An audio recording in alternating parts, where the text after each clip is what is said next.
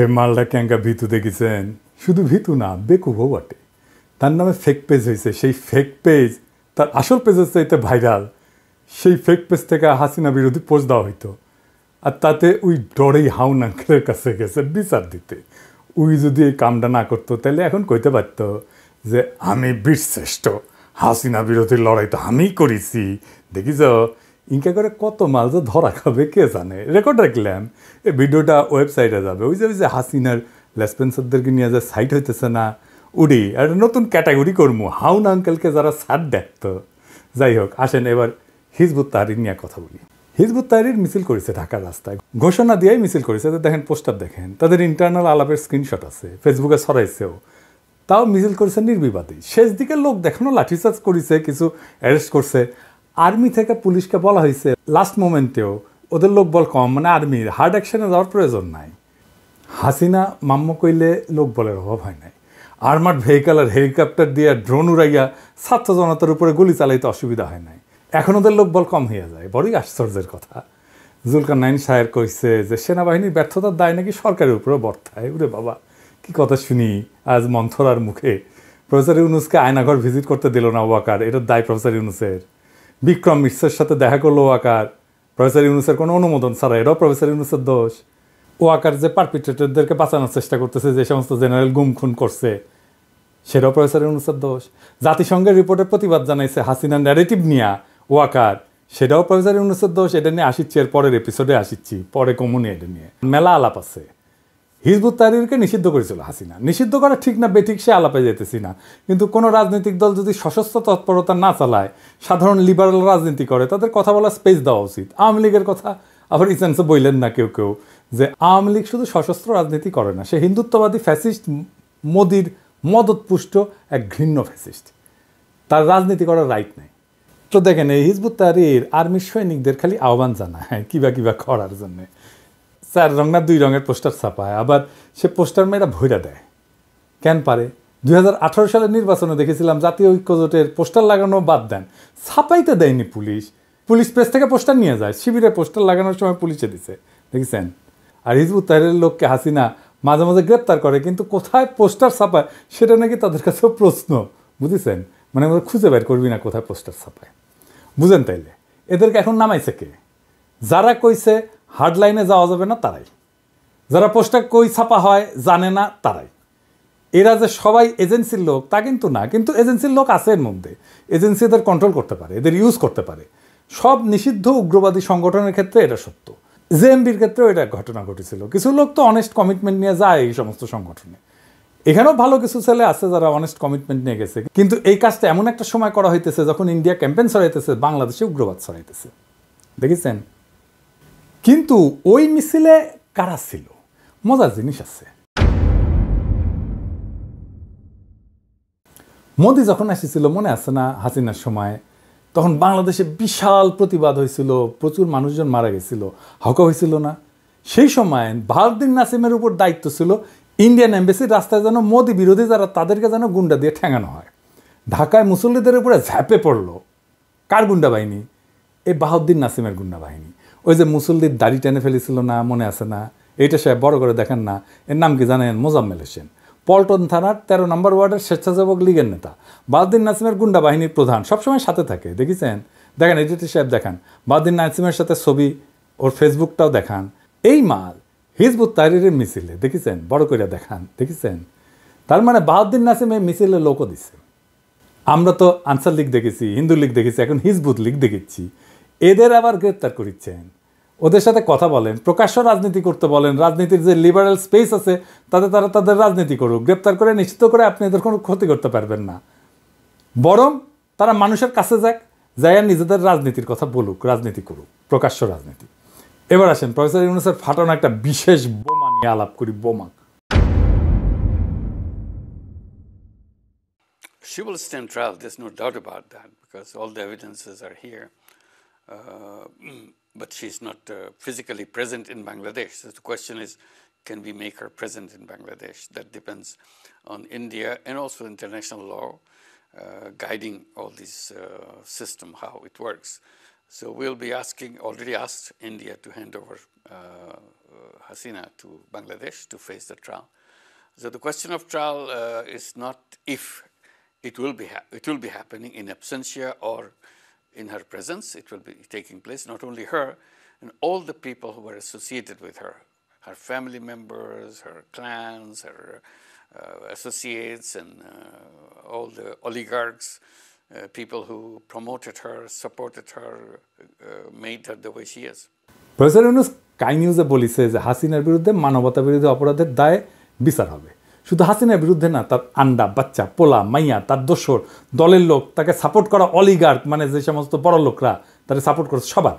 যেটা প্রফেসর ইউনূস বলে নাই কিন্তু হবে, তা হচ্ছে এই মামলা শুধু আন্তর্জাতিক অপরাধ ট্রাইব্যুনালে হবে না, এটা হবে আইসিসির ব্রাসেলসের কোর্টে।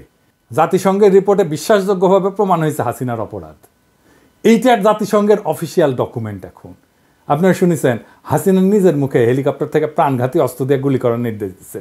না শুনে থাকলে শুনেন, এইটা সে সাবটাইটেল দিয়ে দিয়ে নিছে। চিন্তা করে কথা বলি, ওইটাই তাদের আকাঙ্ক্ষা। বুঝতেছি, আমি টেকনিক্যালি বুঝতেছি, তো ওরা মনে হয় ওই পথে যাওয়ার জন্য ইয়ে করছে। দরকার নাই, ওটা দরকার নাই। আমি সেনাবাহিনীর সাথে কথা বলছি, ওরা রেডি থাকে, ঠিক আছে। এখন তো আমরা অন্য ইয়ে করছি, ড্রোন দিয়ে ছবি নিচ্ছি, আর হেলিকপ্টার ইয়ে মানে কয়েক জায়গায়। তবে কিছু ছবি দেখে পাকাও করা যায় না রাতের মধ্যে? সবগুলিকে অ্যারেস্ট করতে বলছি রাত্রে। হ্যাঁ, পাকাও করলে না, ওটা বলা হয়, ওটা র্যাব, জিএফআই, সবাইকে বলা হচ্ছে যে যেখান থেকে টিকাটা পারবো ধরে ফেলবে, ওটা বলা হয়। আর যেখানে গ্যাদারিং দেখবে সেখানে ওই উপর থেকে, এখন উপর থেকে পাচ্ছি, অলরেডি শুরু হচ্ছে কয়েকটা জায়গায় কমে গেছে। মোহাম্মদপুর থানার দিকে মনে হয় যাচ্ছে একটা, মোহাম্মদপুর থানার দিকে। হ্যাঁ, তোকে পাঠায় দিই রাত্রে। আপনার নির্দেশনা লাগবে? আমার নির্দেশনা দেওয়া আছে, ওপেন নির্দেশনা দিয়ে দিচ্ছে। এখন লেটার লিখবেন, ব্যবহার করবে, যেখানে পাবে সেটা গুলি করবে, ওটা বলা হচ্ছে। এখন আমি এতদিন বাধা দিয়ে রাখছিলাম, ওই যে স্টুডেন্টরা ছিল ওদের সত্যি কথা চিন্তা করে, তারপর তো। আর সে কি বলেছিল? ছোট্ট ছোট শিশুরা গুলিবদ্ধ, এ গুলিগুলি কিভাবে লাগলো? তারপরে মিথ্যাচার, দোতলা বাড়ির মধ্যে জানলার কাছে ছেলেটা, তার গুলি লেগেছে, বলে হেলিকপ্টার থেকে গুলি লেগেছে। আপনারা বলেন হেলিকপ্টারের গুলি ঘরের মধ্যে ঢুকবে কিভাবে? দেখেন হেলিকপ্টার থেকে গুলি ঘরে ঢুকে কিভাবে, কি রকম নাটক করে দেখেছেন? এই জাউরামাগি, বিশ্ব জাউরামাগি। র্যাব বলেছিল না যে তারা গুলি ছড়েনি হেলিকপ্টার থেকে, দেখেছেন না? হাসিনার সাথে বিচারের নাম আসবে মোদি আর হাসিনার বিচার হবে একই সাথে, একই দড়িতে ফাঁসি হবে। হাসিনার শাসনকে কোনোভাবে ইন্ডিয়া থেকে আলাদা করা যাবে না। হাসিনাকে ক্ষমতায় রাখছে ইন্ডিয়া, তাকে বাঁচায় রাখছে ইন্ডিয়া। হাসিনারে বাঁচানোর জন্য সে গুম খুনে অংশ নিছে, ইন্ডিয়া গুম খুনে অংশ নিছে, সে বাহিনী পাঠাইছে, তারা হিন্দি ভাষায় কথা বলছে। এই জুলাই আগস্ট বিপ্লবের সময় রাস্তায় তারা গুলি চালাইছে। এই বিচার প্রফেসর ইউনূস করবে। প্রফেসর ইউনূসের এই ঘোষণা একটা গেম চেঞ্জার। ইন্ডিয়া বাটে পড়লে না, সারা দুনিয়া এর অ্যাডভান্টেজ নেবে। আসেন দেখি কারা কারা এর অ্যাডভান্টেজ নেবে, তা কেন নিবে এটা একটু দেখে নিই। মোদি বা ইন্ডিয়া যদি কোনো সংকটে পড়ে, তাহলে কিছু আন্তর্জাতিক শক্তি এই সুযোগকে তাদের কৌশলগত এবং ভূ রাজনৈতিক স্বার্থে কাজে লাগাইতে চাইবে। কয়েকটা প্রধান শক্তির কথা বলে, যেমন চীন। ভারত চীনের মধ্যে সীমান্ত বিরোধ আছে, তারপরে বেল্ট রোড ইনিশিয়েটিভ নিয়ে মত পার্থক্য আছে, ভারত আর যুক্তরাষ্ট্রের ঘনিষ্ঠ সম্পর্কের কারণে চীন ভারতের স্থিতিশীলতা দুর্বল করতে চাইবেই। ভারত যদি দুর্বল হয় তাহলে চীনের জন্য দক্ষিণ এশিয়ায় প্রভাব বিস্তারের সুযোগ তৈরি করবে এবং ভারতের বিরুদ্ধে সামরিক এবং অর্থনৈতিক পদক্ষেপ নেওয়ার ক্ষেত্রে সুবিধা দেবে। পাকিস্তান কেন নেবে সেটা ব্যাখ্যা না করি, সুবিধা কীভাবে? মোদির দুর্বলতা পাকিস্তানকে কাশ্মীর ইস্যুতে আন্তর্জাতিকভাবে বেশি সমর্থন পেতে সাহায্য করবে। আমেরিকা, যদিও আমেরিকার সাথে মোদির ভালো সম্পর্ক আছে, কিন্তু দেখতেছেন তো সম্পর্কটা একাত্তাভাবে ভালো তা কিন্তু না, এটা একটা টানাপড়নের সম্পর্ক। মানে সমস্ত রাষ্ট্রই আর একটা রাষ্ট্রের কাছ থেকে সুবিধা নিতে চাইবে। ইন্ডিয়া যদি অসুবিধায় পড়ে তাহলে আরেকজন সুবিধা নিতে চাইবে। তার সাথে রাশিয়ার সাথে ঘনিষ্ঠ সম্পর্ক আছে, এটা তো যুক্তরাষ্ট্রের জন্য উদ্বেগের। ইন্ডিয়া রাশিয়া থেকে অস্ত্র কেনে, ইন্ডিয়া চীনের বিরুদ্ধে কৌশলগত অংশীদারিত্বে যাইতে চায় না আমেরিকার সাথে, তো আমেরিকা তো এখন এইটা করার চেষ্টা করবে। রাশিয়া রাশিয়ার সাথেও কিন্তু ভারতের যতই ভালো সম্পর্ক থাকুক বাণিজ্য নিয়ে কিছু চ্যালেঞ্জ আছে। রাশিয়া চাইবে যে মোদির চাইতেও বন্ধুত্বপূর্ণ সরকার যেন একটা ইন্ডিয়াতে আসে, যেটা রাশিয়ার সাথে বেশি বন্ধুত্বপূর্ণ। ইউরোপিয়ান ইউনিয়নের সাথে তাদের সমস্যা আছে, যেমন নাগরিকত্ব সংশোধনী আইন নিয়ে সমস্যা আছে, কাশ্মীরের সাংবিধানিক পরিবর্তন নিয়ে ইউরোপিয়ান ইউনিয়নের সাথে ইন্ডিয়ার ভালো ধরনের সমস্যা আছে। মানবাধিকার ইস্যুতে ইউরোপিয়ান ইউনিয়নের সাথে ভারতের সম্পর্ক মাঝে মাঝে জটিল হয়েছে। মধ্যপ্রাচ্যের দেশগুলোর মধ্যে যেমন ইরানের সাথে ইন্ডিয়ার সম্পর্ক দুর্বল হয়েছে। ইরান চাইবে ইন্ডিয়া দুর্বল হলে তার একটা অবস্থানগত সুবিধা পাবে, ইরান যেন ভারতের কাছ থেকে বেশি কূটনৈতিক এবং অর্থনৈতিক সুবিধা আদায় করতে পারে। আন্তর্জাতিকভাবে প্রফেসর ইউনূসের অবস্থান এই একটা ঘোষণায় দারুণভাবে শক্তিশালী হয়েছে। উপেন্দ্র ত্রিবেদী বলছে বাংলাদেশ সরকার বদলালে দিল্লির সঙ্গে ঢাকার সম্পর্কে পরিবর্তন আসতে পারে। সেই সঙ্গে বলছে যে বাংলাদেশ আর ভারতের সামরিক বাহিনীর মধ্যে সামরিক সম্পর্ক খুবই শক্তিশালী, উভয় দেশের সামরিক বাহিনী নিয়মিত নোট বিনিময় করে থাকে। Now coming on to specifically what you asked for Bangladesh, as far as Bangladesh is concerned, it is too early to take any decision for us, because let our elected government come, let's see the relationship, and let us see what would be done about it.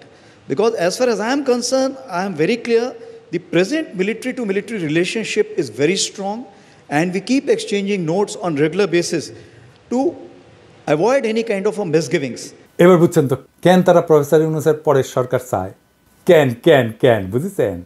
আর কেনই বা সামরিক বাহিনীর সাথে সম্পর্কের কথা বলে। এখন মিলাইতে পারেন সব কিছু, মিলে সব ওয়াকারের লেসপেন্সার বাড়াইছে অনেক ওদের জিগাবেন ওয়াকারের সাথে বিক্রম মিশ্র কি আলাপ হয়েছিল, ইন্ডিয়ান আর্মির সাথে কি নোট চালাচালি চলে, ঘুটু চলে, লেসপেন্সারি একবার হান্দায় দেওয়া হবে কলে। এবার আসেন দেশের অবস্থা কি সেটা একটা দেখি।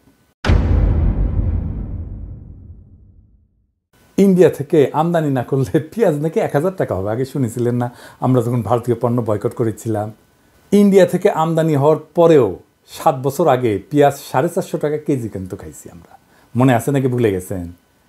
ভারত ছাড়াই পেঁয়াজ খাচ্ছি এখন 35 টাকায়, ভারত ছাড়া আলু খাচ্ছি 16 টাকায়, ভারত ছাড়া টমেটো খাচ্ছি 15 টাকায়।